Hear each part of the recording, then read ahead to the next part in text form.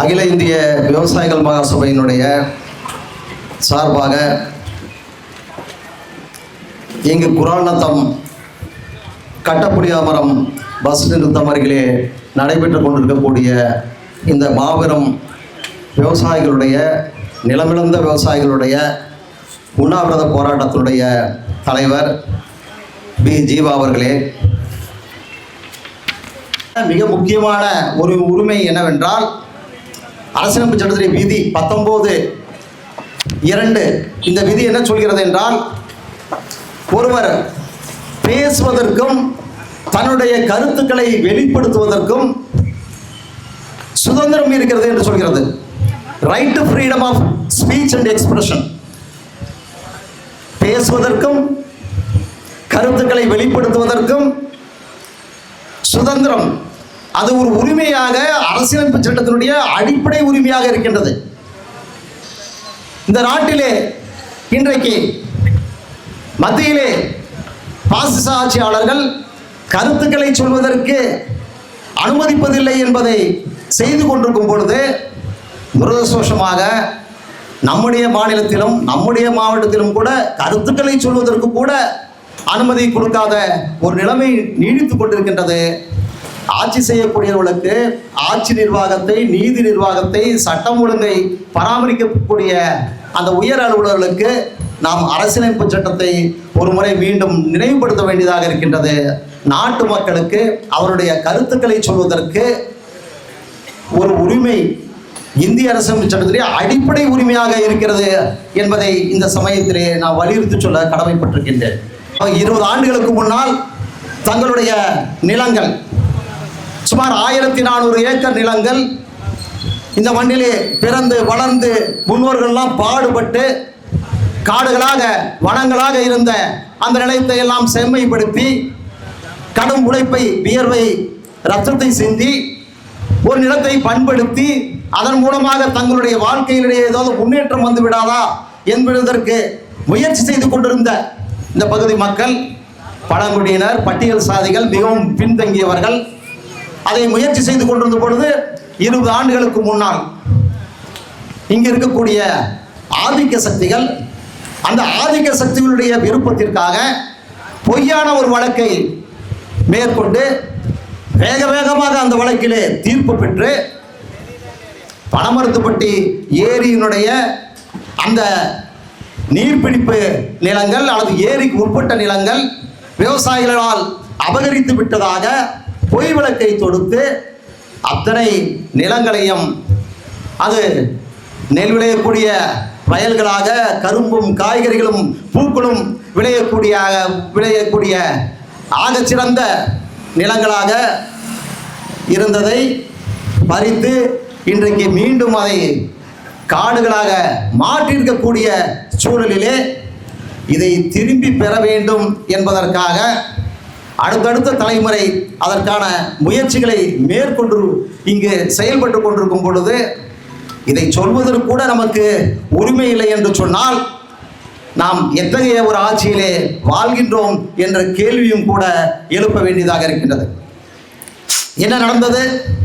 அன்றைக்கு சொன்னார்கள், அந்த நீதிமன்ற வழக்கிலே இது ஏரிக்கு உட்பட்ட நிலம் என்று அவர்கள் சொன்னார்கள். அதான் வழக்கிலே ஏரிக்கு உட்பட்ட நிலம் என்பதால் இந்த நிலத்தை எடுப்பதற்கு சேலம் நகராட்சிக்கு அனுமதி வழங்கப்பட்டதாகவும், அதனால் அவர்கள் அன்றைக்கு இருந்த சட்டம் ஒழுங்கு அதிகாரிகளுடைய துணையோடு அனைவரையும் வெளியேற்றதாகவும் ஒரு நியாயப்படுத்துதலை மேற்கொண்டார்கள். இன்றைக்கு என்ன நிலைமை?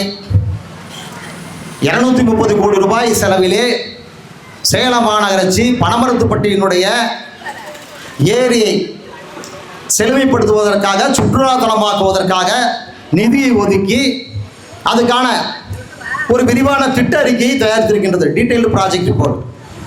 திட்ட அறிக்கையிலே இந்த நிலத்தை பற்றிய எந்த குறிப்பும் கிடையாது.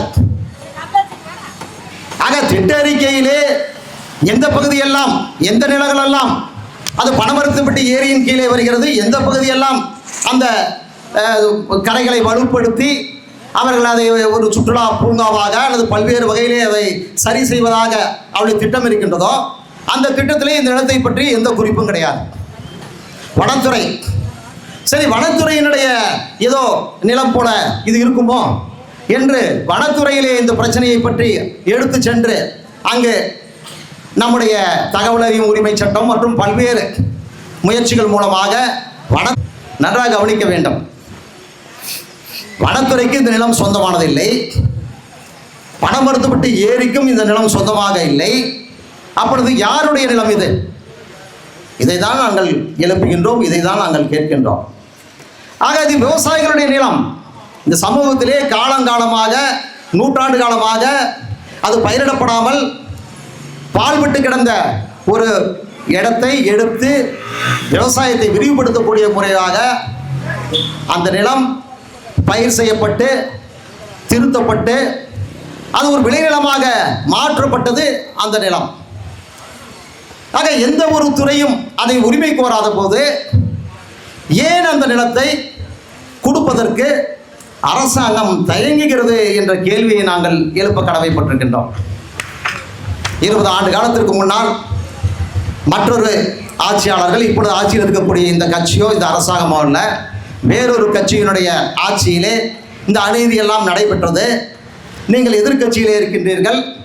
அவருடைய அநீதியெல்லாம் பார்த்து இது ஒரு நீதியை நீங்கள் வழங்கலாமே என்று நாங்கள் எழுப்பும் பொழுது இந்த ஆட்சி அதற்கு உரிய முறையிலே செவிமடுத்து இந்த மிகவும் விளிம்பு நிலையில் இருக்கக்கூடிய ஏழை மக்களுக்கு, விவசாயிகளுக்கு உதவி செய்வது இந்த அரசாங்கத்தினுடைய கடமை அல்லவா என்பதை கேட்பதற்காகத்தான் நாங்கள் இங்கே கூடியிருக்கின்றோம். இது குறித்து கடந்த பிப்ரவரி மாதத்திலே நாங்கள் ஆரையிடம் ஒவ்வொரு விவசாயிக்கும் அவருடைய அந்த நில உரிமைக்காக தனித்தனியான விண்ணப்பங்களையும் கூட வழங்கியிருக்கின்றோம். ஒருவேளை அரசாங்கத்தை பொறுத்தவரையில் இதிலே பல்வேறு நீதிமன்ற பிரச்சனைகள் இருக்கின்றது என்று கருதினால், இல்லை இது நீதிமன்றத்துடைய பிரச்சனைகள் இருப்பதால் நேரடியாக அந்த அடிப்படையில் அதை தொடர்ந்து கொடுப்பது உங்களுக்கு சிக்கலாக இருக்கும் என்றால், நிர்வாக ரீதியாக இதற்கு ஒத்துழைக்கக்கூடிய முறையிலே தனித்தனியான விண்ணப்பங்களை நாங்கள் வழங்கியிருக்கின்றோம். ஆக நிலம் இங்கே இருக்கின்றது. அந்த நிலத்தின் மீது உரிமை கோருவதற்கு வனத்துறை இல்லை, சேலம் நகராட்சி கிடையாது, அது அரசுடைய புறம்போக்கு நிலமாக நீங்கள் கருதி கொள்ளலாம், அரசாங்கம் கருதி கொள்ளலாம். விண்ணப்பங்கள் கொடுத்திருக்கக்கூடிய சுமார் 400 விவசாயிகள் இங்கே அணிந்திருக்கின்றார்கள். அவர்கள் அவருடைய பெயரிலே விண்ணப்பங்கள் கொடுத்திருக்கின்றார்கள். அது முறையாக ஆர்ஐ மூலமாக தொகுக்கப்பட்டு தாசில்தாரிடம் வழங்கப்பட்டிருக்கின்றது. நீங்கள் இந்த விண்ணப்பத்தை எடுத்துக்கொண்டு நீங்கள் மதிப்பீடு செய்து ஏற்கனவே இருக்கக்கூடிய நிலங்களிலே பாரம்பரியமாக எந்த நிலமெல்லாம் அவர்கள் விவசாயம் செய்தார்களோ அந்த நிலத்தை பேசி நீங்கள் இதை பெற்றுக் கொடுக்க முடியுமா என்றால் பெற்றுக் கொடுக்கலாம். இது ஒரு வகையிலே மிக எளிமையான ஒரு நிர்வாக நடவடிக்கை. இது அரசாங்கத்தினுடைய தரப்பிலே ஒரு 4-5 அதிகாரிகள், அதற்கான பணியாளர்கள், அவர்கள் ஒன்று சேர்ந்து இதை ஒரு திட்டமிட்டு செய்தால் இதை முடித்து விடலாம். நாம் இன்றைக்கு ஒரு சமூக நீதியை பேசிக் கொண்டிருக்கின்றோம். இந்திய அரசியலமைப்பு சட்டம் பட்டியல் சாதிகளுக்கும் பழங்குடியினருக்கும் நீதி வழங்க வேண்டும் என்பதை பற்றி சொல்லிக் கொண்டிருக்கின்றது.